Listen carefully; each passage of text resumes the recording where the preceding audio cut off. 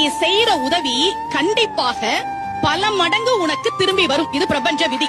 அமெரிக்கால ஒரு பையன் அவங்க பாட்டி வீட்டுக்கு நடந்து போறான். மயக்கம் வருது. ஒரு வீட்டு கதவை தட்டி தண்ணி கிடைக்குமான்னு கேக்குறான். கதவை திறந்த பொண்ணு முகத்தை பார்த்தா பசியா இருக்கியே உள்ளவா அப்படின்னு ஒரு டம்ளர் பால் கொடுத்துட்டு நீ சாப்பிடு நான் சமைச்சிடுறேன்னு சொல்றான். இல்ல இந்த பால் போதும் நான் கிளம்புறேன்னு சொல்லிட்டு அந்த பையன் கிளம்பிட்டான். பல வருடங்கள் கழித்து அந்த ஊர்ல ஒரு பெரிய நோய் பரவுது. மருத்துவமனைக்கு நிறைய பேர் சிகிச்சைக்கு வராங்க. ஒரு பெண் வர்றாங்க, நோய் முற்றி போய் வராங்க. மருத்துவர் பார்த்துட்டு நான் குணப்படுத்துறேன் இவங்களன்னு சொல்லி சிகிச்சை கொடுத்து குணப்படுத்திட்டார். இந்த பொண்ணுக்கு லாஸ்ட் நாள் அந்த ஹாஸ்பிடல்ல இருந்து கிளம்பணும். பில் எப்படி பே பண்ண போறோம்னு தெரியல. கண்ணீர் வழிய எவ்வளவு பில் வரப்போதோ அப்படின்னு அவங்க காத்துட்டு இருக்காங்க. பில் வருது. அதுல எழுதி இருந்த வாக்கியம் உண்மையாக அமெரிக்காவில் நடந்தது. இந்த மருத்துவ சிகிச்சைக்கான பணம் பல வருடங்களுக்கு முன்பாகவே ஒரு டம்ளர் பாலாக எனக்கு தரப்பட்டு விட்டது. இப்படிக்கு மருத்துவர் ஹோவர்ட் கெல்லி என்று எழுதப்பட்டிருந்தது. அதனாலதான் நமக்கு உதவி செய்யு சொன்னாங்க.